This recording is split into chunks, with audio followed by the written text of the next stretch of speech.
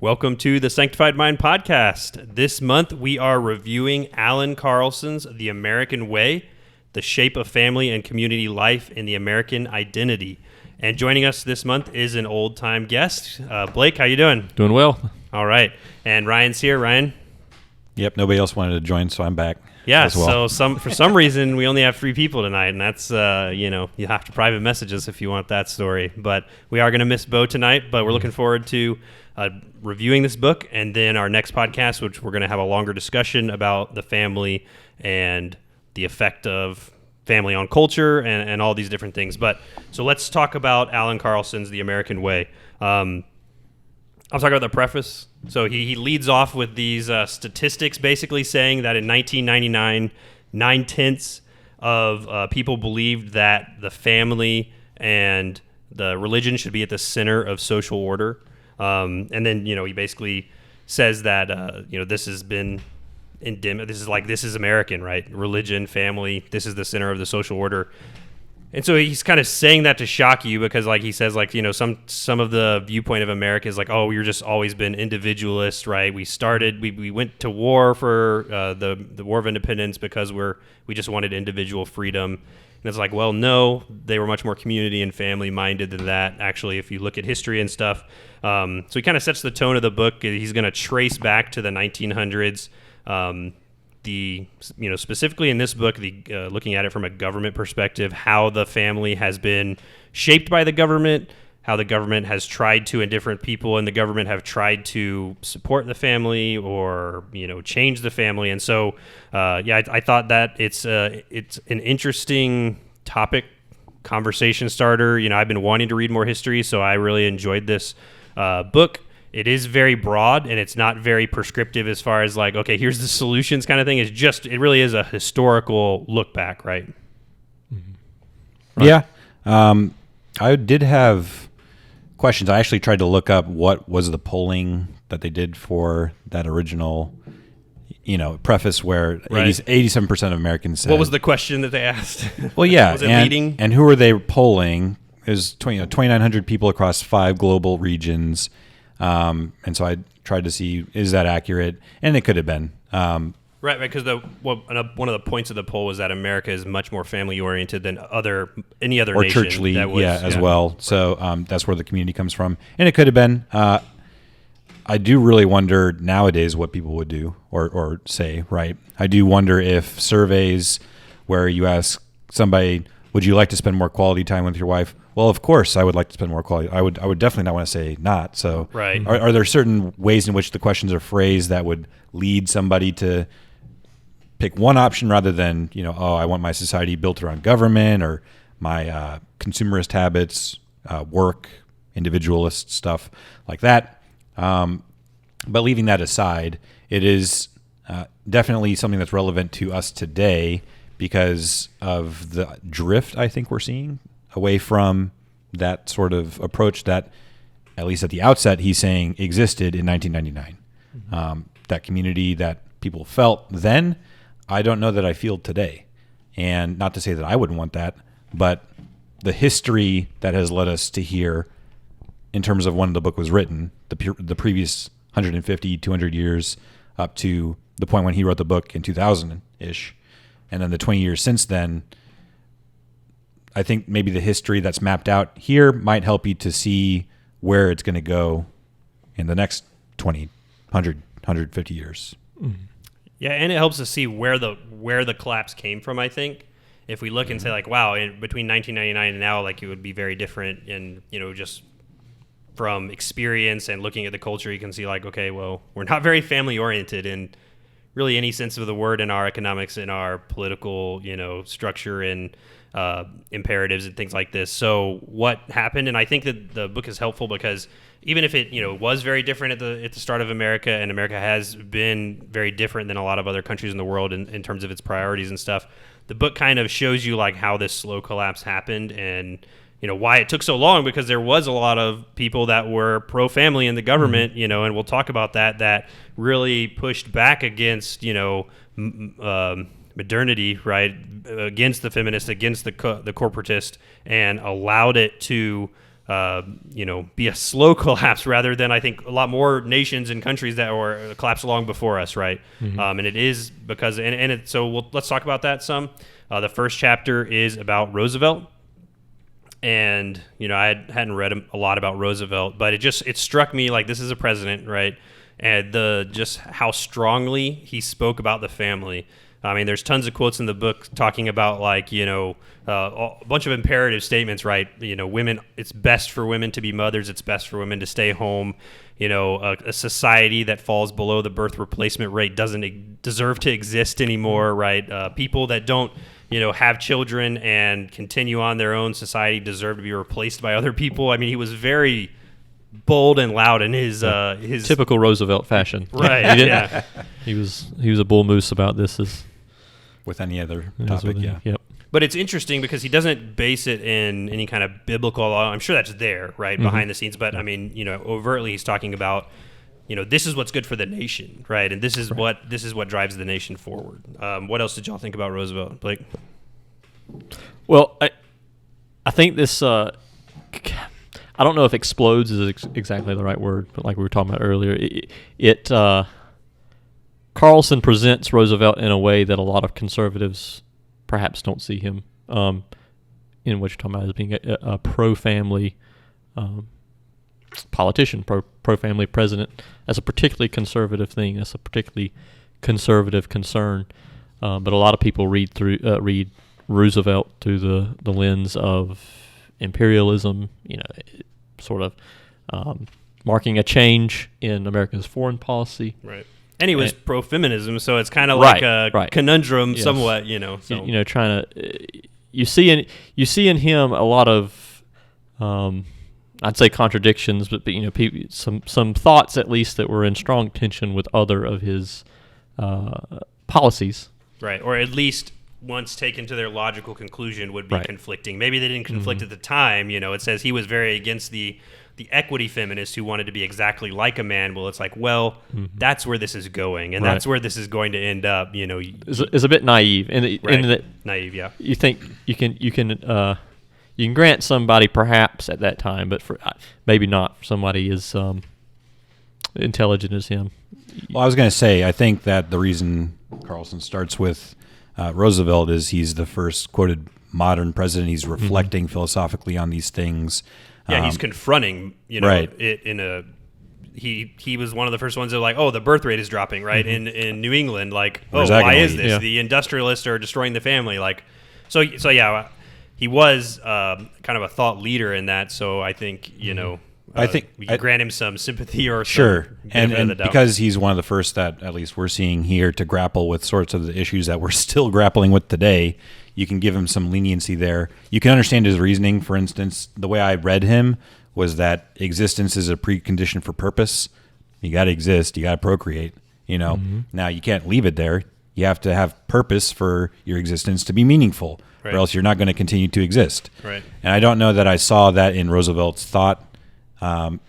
Fleshed out a little bit. He talked about the nation moving forward and the nation moving forward. And I sat there and I was reading and I was saying, okay, so what does that mean? You're trying to do something for the family. You think the family is necessary for a society to move forward. Yes. But then what type of family and how does that look in terms of the nation relating to the family? Right. And so that's hard questions. You can't expect, somebody to come up with all those answers on their own. At the same time, you're left with those questions, and that's, I think, what presidents down the road have had to do with, as we see in the book. Yeah, it's interesting because, like, at one point they say, people wanted school reform and stuff, and he's like, well, if you don't have children, then what's the point of reforming school? So it's almost like he realized, here's this problem, and this problem is so pressing that if it continues on, all these other questions aren't going to matter. So leave someone else to handle that. Maybe this is what I need to hey, have babies. You can fix everything. You can't fix everything if our society goes to nothing because no one has babies. Obviously that takes a long time. But he saw it as a very pressing problem. So it was and is. Yeah. So sure. Yeah. Right. I mean the whole world. So I read something because I was reading some research about our current birth rates and stuff after reading that chapter, and there's some projections that put the birth rate of the entire world to be in decline by 2064, which means we're not replacing, we're going downhill for the first time ever. So it'll be interesting to see in the future if that ever becomes a priority again. Like, yeah, we got to drum up babies because we have no more babies, So I'll be interesting to see politically how that. Yeah, I feel like you see that. I feel like you do see that. In only journalists in Presbyterian churches and to have babies. Yeah. No, I feel like you see. I have noticed an uptick in the number of articles and whatnot that roll across my feeds. They're dealing with questions of the birth rate and replacement and whatnot. So I feel like that's definitely in the air. People have noticed now.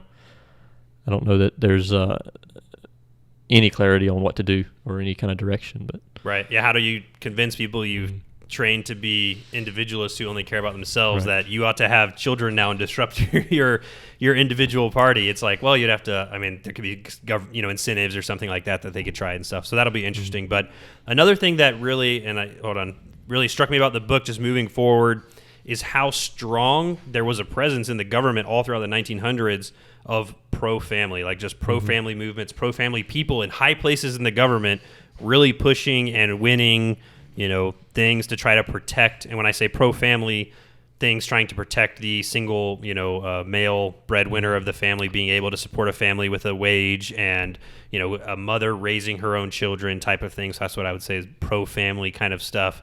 That surprised me. I just haven't read that in history before. I think that dovetails nicely with what I was going to say a minute ago, and that's with the increase in government involvement, you see a sort of rise and decline of how families look at the government, and whether it's optimistic or pessimistic.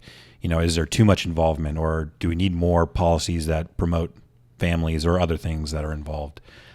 What type of family are we strengthening? I think these are the questions in the book that are provoked that are good, and they're hard, but you can see over the last 100 years where there were pinnacles where everybody, really wanted to have the American way be, everybody assimilate to that or unify behind. And they trusted the that. government. Yeah. And then there were periods after that where, we'd start to be more skeptical and break down a little bit more of where the individual comes back into play. So there's that rise and decline that we see, I think, throughout the chapters. And clearly we're in a period of skepticism right now, I think.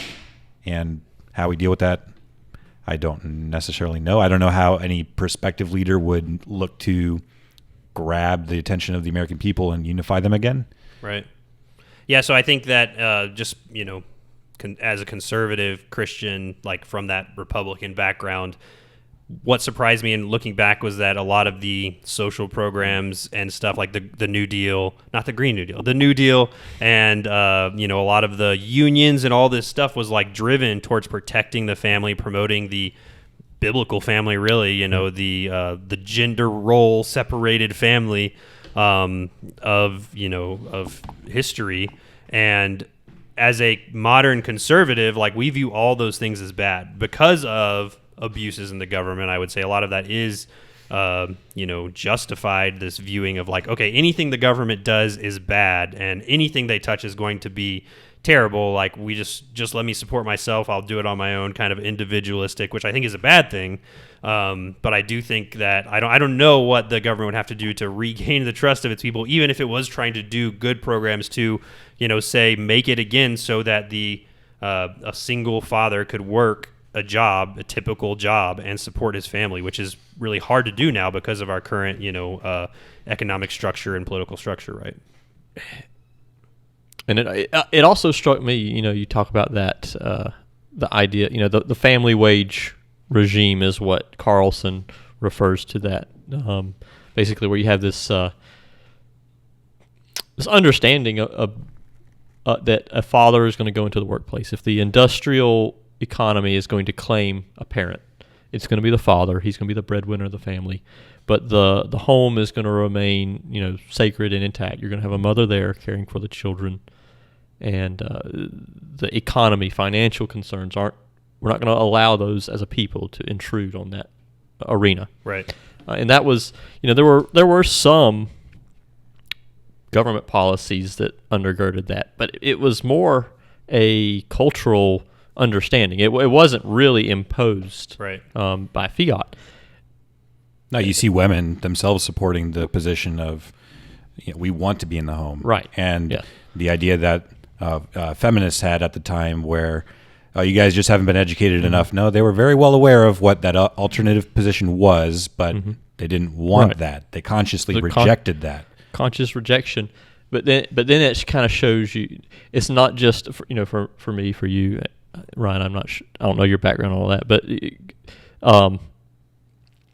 it's not just the looking back and realizing, a lot of these social programs were an attempt to solve problems raised by conservatives, but now a lot of the sort of sacrosanct positions are the positions that were established by feminists and these anti-family agitators in the 50s and the 60s, where before you had that family wage regime, but now you have a government protected, government established equal rights for between the sexes. You're not allowed to discriminate within the marketplace between men and women, and so now you've sort of equalized labor. You've forced men's wages down.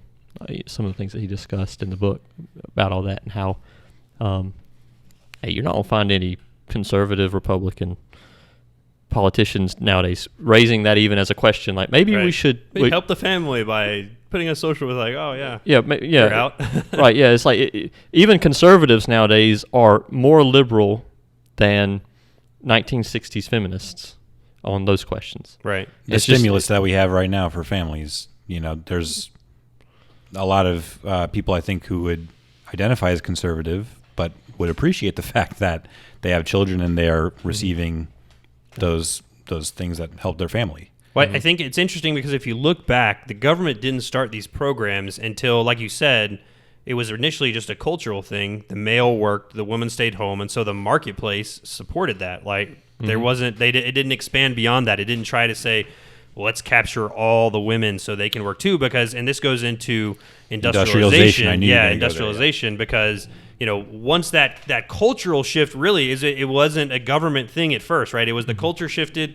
We have the Industrial Revolution, and now the factory wants anybody that it can, a warm body, a child, an adult, a man, a woman. It doesn't care. It wants cheap labor so that it can maximize profits, right? And so that's when the cultural shifts happen. And so most of the stuff like the New Deal, unions, all these are responses to that to try to protect what used to be the cultural norm, I think. Right. And so, and a lot of it is just people opportunistically saying, let's, like trying to patch a leaky boat, basically, because like you said, I think you can't fix it with the government. The government is something that can encourage it and can support it, but if it's not there, I don't think the government can force it. And so, social programs and stuff now, they're not this. It's not the same as the government supporting what people want and what the market wants and what culture wants. It's just this, and I think that's why it's morphed into like this. Well, okay, now you just don't need to work because the government's going to take care of you kind of thing, instead of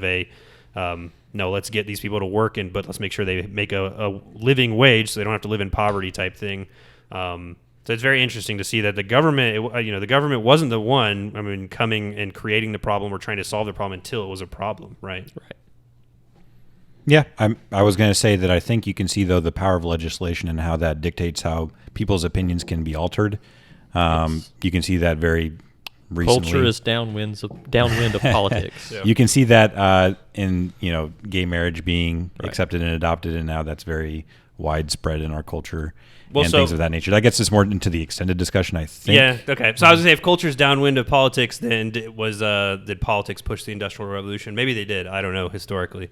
Maybe they gave that the steam it needed to get going. I'm not saying that like as an absolutist. Okay, like all it only works. They're mutually informing. I'm just saying a lot of people will and sometimes they should not be. Right. A lot of people, will Republicans, typically conservative types, will want to be like, well, politics is downwind of culture, and so you need to, don't worry about politics. Worry about the culture. It's like, well, no. Yes, culture does affect politics, but it works the other way too. Right. Well, especially when you're at a point where your government's so big, I think it's very different in like 1800s from now, because the government has much less power, influence, and authority. Where as of now, our government's much bigger, and so it has much more ability to impact the culture than it would have 200 years ago, I think, So I think it depends on, like, obviously in China, like, the government dictates the culture, right? 100%. So it depends on the power and the strength of the government. I think, so the rest of the book, he really traces, right, the ups and downs kind of the family, when it's been supported more by the government and the culture, when it's not been, the inroads of feminism. He talks about the ending collapse, or why he thinks ultimately it collapsed, because, he said that maternalists trusted too much in the government. They thought like they had this grip on the government, like, oh, it can turn really quickly against us. We've used the government. Oh, other people can use it as well, right? Against us. Even not necessarily that they've trusted in it and lost it, but they failed to have a succession plan. Like there was no attempt to raise up another generation to carry on the fight. Right. It was we did this and we just kind of let go of the reins, which I think is a giving up huge institutional problem. power. Yeah, for sure. Huge problem for conservatives. We're terrible about doing that. Status quo. I mean, hey, just preserve the status quo and don't think that anybody's ever going to push back against you. Yeah. That will happen, actually. So you do need to have preventative measures in place. That's something maybe we can talk about in the longer discussion. Power.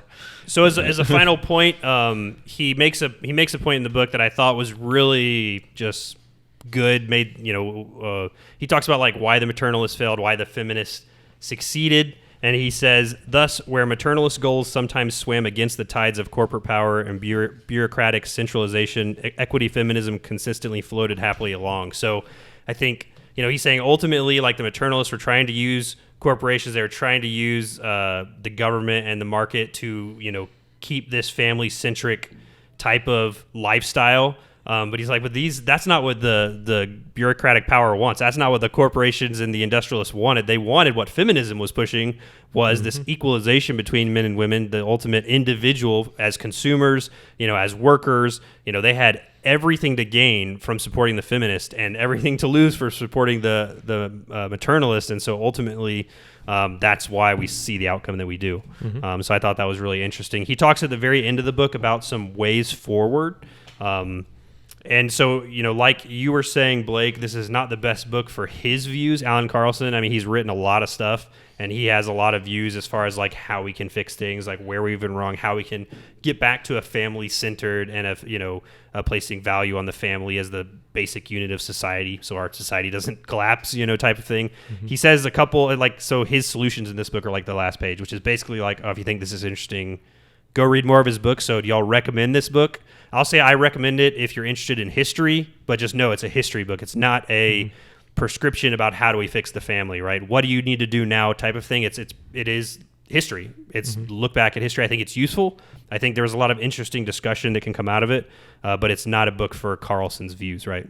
Yeah, I would agree. I think it's good for if you're still kind of skeptical of, if you're reticent to criticize sort of the dominant 2000s, 2010s conservative, economic and political takes. Approach. And I think it's a good book for people who kind of think at that level to read and sort of understand the historical movements and ebbs and flows of things and kind of see that, okay, the guys that we've been told were the bad guys weren't all bad, and the guys that we were told were the good guys weren't all good. That there were different motivations, like you said. That historically, equity.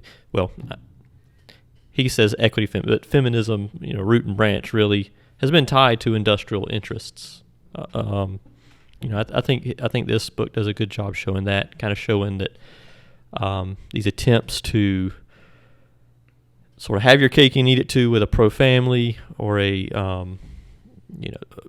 industrial liberal economic order, they haven't been able to reconcile the two yet, and some pretty smart folks have been working on it. So I think that gives a fairly pessimistic outlook going forward for trying to reconcile the two things. Ryan? It's hard for me to recommend the book. It's sort of dry reading to me. Yeah. If I wasn't doing it for a podcast, I don't know that I would have chosen it, but that doesn't mean it is bad because it provokes good questions. I would say that if you're the type of person who, if the poll is given to you at the preface, what type of society would you like to construct? One based around the family, one based around the church, corporations, your own individualism, or the government, and you find yourself leaning towards the church or the family, then something like this would be helpful to see the history of how things have developed. And you need to start asking questions, because I think what we see in today's world is a lot of cognitive dissonance and compartmentalization of, well, those questions are for here and these questions are for here. Everything interrelates. You can't just disassociate or, divorce one section of your life from another. And the book is good in provoking the type of questions that you will need to grapple with to come to a coherent understanding of why what you value should be promoted and how you can do that. Otherwise, you're kind of just going to be floating in the river to wherever the powers that be want it to. So in that sense, I think that there's value in the book. I don't know that necessarily somebody's going to read it and come to that realization unless they have that perspective in mind. Would you say that it's probably a good book? That's what I thought. It's a good book for a minister and elder in the church. Yes. Someone running for political office, a person who is a leader, a thought leader, or something. I would Who's say going to that, influence other people. right? Yeah. Carlson's whole corpus, I would say, probably is required reading for any conservative in those positions. I could see that. But it's not going to tell you how to run your family, right? For the but for the average person. dude, There's no shoulds until the end, maybe. But it's something, if you're inclined, I agree. I wouldn't recommend it. I'd maybe recommend one of his other works, but there are other things, other authors like C.R. Wiley, I think, that do a much better job about talking to laymen and whatnot. And very modern, speaking the people's language type Right, thing. yeah. All right, well, thank you for joining us. Allan Carlson, The American Way. Join us next time as we're going to talk more about these topics that we kind of touched on here, family, industrialism, the way forward. So we are going to try to get more into the practical aspects that this book doesn't really touch, but it brings up questions that lead us to those discussions of what do we do, right? Here's how it's gone. What do we do in our family? What do we do in our community? So join us next time. Appreciate it.